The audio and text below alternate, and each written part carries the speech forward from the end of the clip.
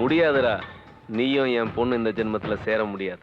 நீ முன்வாசல் வழியா ஃபைட் பண்ணிட்டு இருந்தா நான் பின்வாசல் வழியா அவளை பேக் பண்ணிட்டேன். கடவுளே நினைச்சாலும் என் பொண்ணோட 2 வருஷம் கான்ட்ராக்டை கேன்சல் பண்ணவே முடியாது. தம்பி ஏமாந்துட்டீங்களா?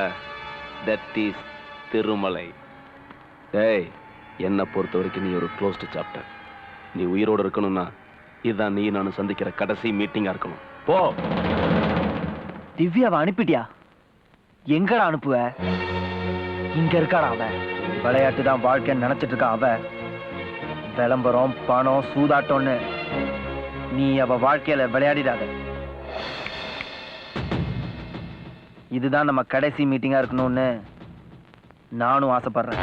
ஏன்னா செத்தவனை பார்க்க யாரும் திரும்ப வரமாட்டாங்க. என்னை பொறுத்த வரைக்கும் நீ செத்தவன்டா.